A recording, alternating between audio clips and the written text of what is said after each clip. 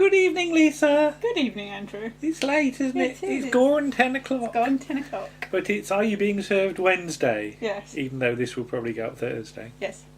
Are You Being Served Wedding Bells? Yes. Now, as a little bonus, Yes. we've got the Are You Being Served novelisation, haven't we? And that picture is actually from Wedding Bells, isn't it? Because there's the drawers there that say no parking. Okay. So, I assume they just... Oh, yeah. no, they're the Yeah. actual ones that feature in Okay. in the episode. So, Okay. no, Chapter 3, Wedding Bells. Mm-hmm. The most important thing in any big store, as anyone who has ever worked in one will know, is the exchange of gossip between the members of its staff on what happened the night before.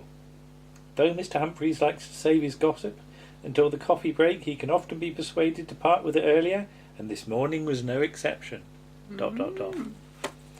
But you pick this up, Yes. originally 50p, Yes. Paid published a little bit more for that for it, but... 1976. Yes. Yeah. But apparently, what's that say? It says Diane? Diane Holt, 1984. So I don't know who that was, but... And you notice it in proper ink. yeah.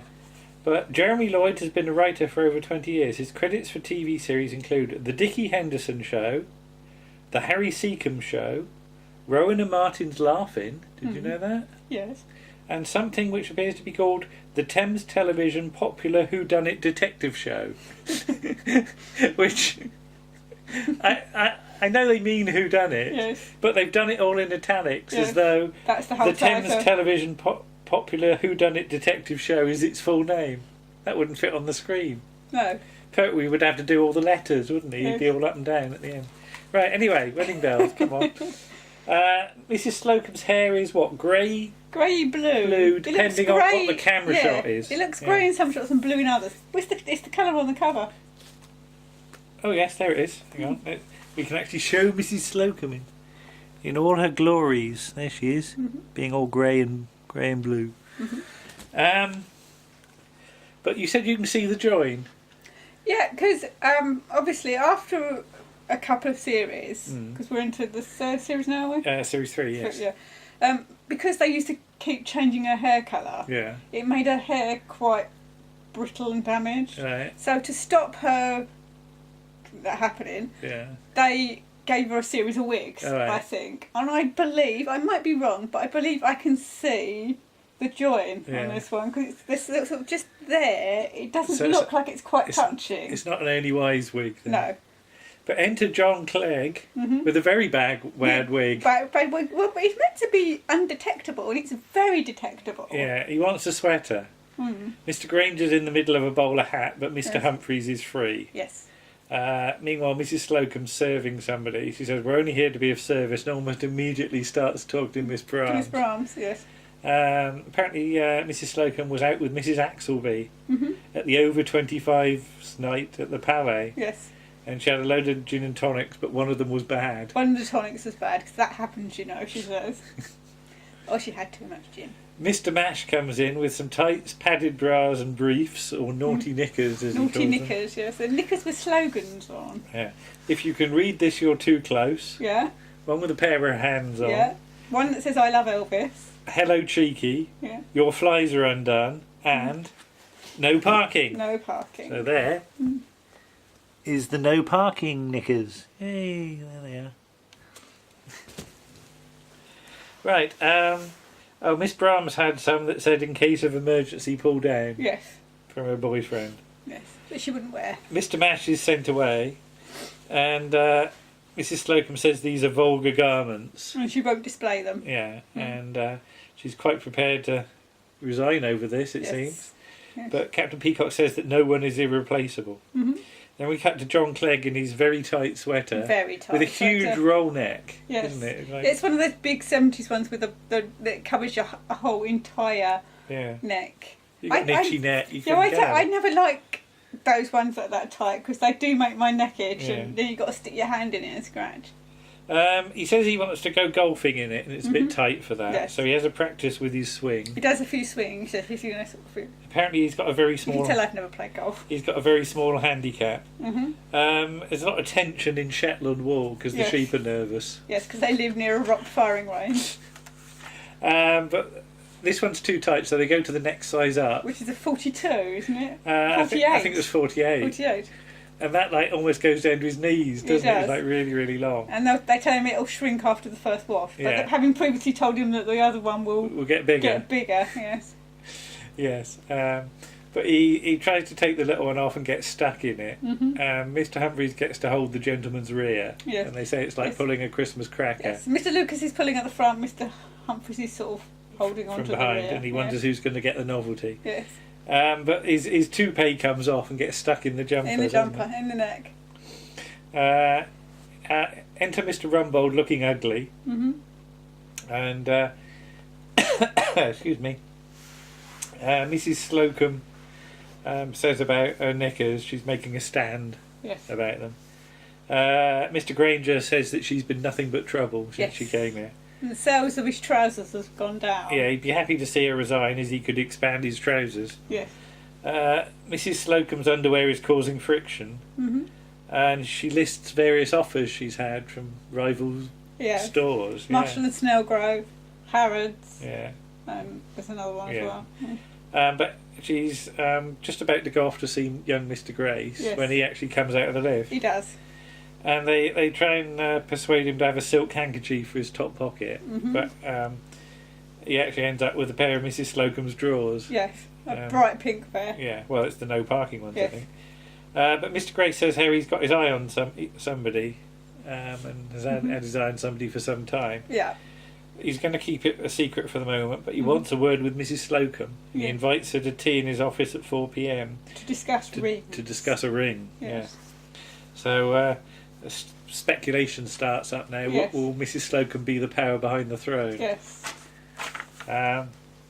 So all of a sudden, Captain Peacock and Mr. Granger are apologetic. Very nice to her, yes. And was it Miss Brahms says, she's not seen so much crawling since she visited the reptile house at the zoo. They wonder where she might spend her honeymoon. Mr. Lucas suggests Japan because it's full of earthquakes. Yes. Yeah. But yeah, she's going off to the Continental Beauty Salon with Madame Beryl. Yes, to get her hair done. And she's told she can take as long as she likes. Yes. Mr. Humphreys will send her a fairy cake. And what was it, Mr. Lucas holds up a pair of drawers, opportunity knocks. Yes. Yeah. By 3:30, she's still at lunch. Yes.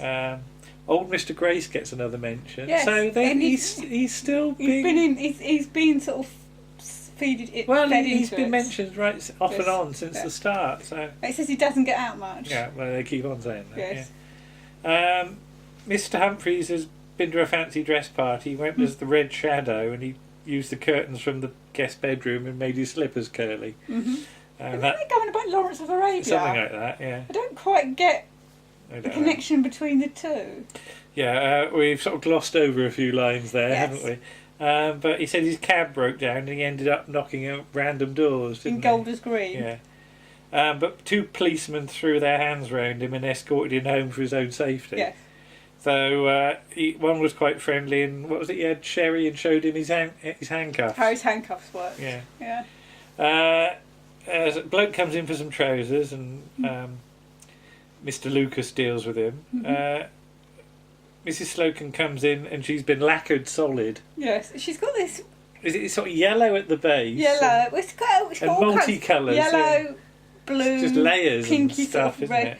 with a sort of like a bun thing on top. Yeah. Which is obviously false. Yeah, she weird can't have looking, that much hair. weird looking arrangement though, Yes. isn't it? Yeah. Well, it's a wig, isn't it? Yeah. So she sort of looks at some things to wear over tea. Brown is very dignified, and it doesn't show the gravy. Yes. That's Miss Brahms. Being practical. Yeah. But yes, what's that? Oh yeah, she goes into the changing room and sees the man in his pants. Yes, because Mr. Granger has offered the use of his changing room because he's got 2 mirrors. So she makes a quick retreat back to the ladies. Captain Peacock and Mr. Humphreys have a little bit of a scene, saying about how Captain Peacock's a man of the world. I quite like that scene. They were very sort of talking to each other, sort of quite normally. Yeah, it was a nice little discussion. Mm-hmm. And then she comes out in a bridal gown. Yes. She's just trying it on, and she looks young and innocent, which is she feels young. Well, yeah, which is remarkable. Cut to young Mr. Grace. And Miss Robinson from Jewellery comes in with some rings, and Mr. Mash comes in with tea. No, Mr. Mash doesn't come in until Mrs. Slocum. Oh, Mrs. Slocum arrives. Then Mr. Mash comes in with tea, muffin, and a crumpet. Yeah. Now Mrs. Slocum says about something special in the air, and Mr. Granger says, "What you mean, like hay fever?" Mr. Who? Sorry. Mr. Grace. I said Mr. Granger. No, Mr. Maybe I did, but Mr. Grace says hay fever, and she says about she sort of gives a speech about how he'd be better off with a wife because like if he took his yacht to the Caribbean, there'd be a load of young girls that would be after him just after one thing because of his money, and he perks up at that. He perks up considerably at that, yes. And then she says about how a wife would like stand by him and protect him, be with him, be at his side all the time, and his face really falls. It does. He decides against being married. Yeah, so she accidentally talks him out of it. But he didn't want to marry her anyway. Yeah. Well, he says sometimes you need the help of an older woman to help you decide, because he was thinking about Miss Robinson. All this talk about girls in his yacht, he sends for the yachting news from the newsstand. Then we cut back to the department, and the cameras seem to have been misadjusted for a few shots now, because it's very, very bright. It's very bright. I don't know whether it's the lights bouncing off because they're covering they've got everything with white sheets, so possibly the lighting hasn't changed, and suddenly it's all reflected back into the cameras. And there's 2 or 3 shots where it's really overlit. Yes. They seem to adjust it a few shots later, but almost as though they were in a hurry to do it and they forgot to do it and couldn't go back or something. I don't know. But Mrs. Slocum comes out of the lift and lays down some rules about will she have refusal on what she can sell and things like that. Yes. So, because they still think she's going to be married. And how did it go? And the answer is, I turned him down, and then she walks off, and that's the end. But not a bad one. No. I mean, now we've got the book. It'll be interesting to read it, having seen it. Yes. But not the best one, I thought. No, probably a 6. No, but okay. And there's still a few more to do on this season, aren't there? A couple more to go. So. And, 2 more on this disc and a Christmas special. So we shall be back. Yes. Later. Mm. Bye-bye. Bye.